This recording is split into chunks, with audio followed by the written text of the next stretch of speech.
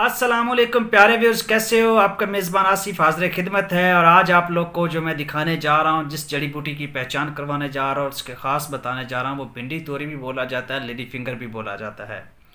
कि भिंडी तोरी के क्या ख़ास है, उसकी पहचान क्या है, कहाँ होता है, उसका साइज़ कैसा होता है, पत्ते कैसे होते हैं और क्या फ़ायदा देती है। शॉर्ट सी वीडियो में सारी बातें कवर करेंगे। तो चलते हैं फील्ड में और वहाँ पर देखते हैं और इसके बारे में बात करते हैं। अस्सलाम वालेकुम प्यारे व्यूअर्स, कैसे हो। आपका मेज़बान आसिफ हाज़िर खिदमत है। और आज हम जो बात करने जा रहे हैं वो लेडी फिंगर यानी भिंडी तोरी की जो बात करने जा रहे हैं, ये बहुत इम्पोर्टेंट है। पहले तो आप इसका प्लांट का साइज़ देख लें। ये 1 से यानी 2-3 फीट तक होता है और ये आपको वाज़ा तौर पर नज़र आ रही है कि किस तरह से ये भिंडी लगी हुई है। ठीक है। और इसके फ़ायदे की बात करें तो इस भिंडी को आप लोग ले लीजिएगा और इसके अंदर सफ़ेद सफ़ेद दाने होते हैं, जैसे काली मिर्च की तरह के सफ़ेद दाने होते हैं, उनको आप लोग निकाल लें।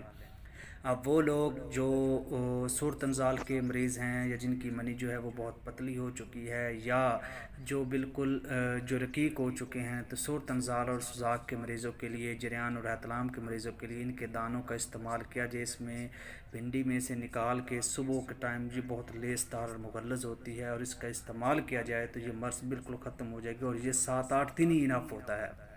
तो पहचान के साथ ये इसका बहुत बड़ा फ़ायदा है, आप इसको इस्तेमाल कर सकते हैं। और ये आपको पौधा वाज़ह तौर पर नज़र आ जाए। पौधे की पहचान का मकसद है कि उसके साथ आप उसकी जो है हम फ़ायदे की भी बात करें। तो वीडियो अच्छी लगी है तो चैनल को सब्सक्राइब कर दें।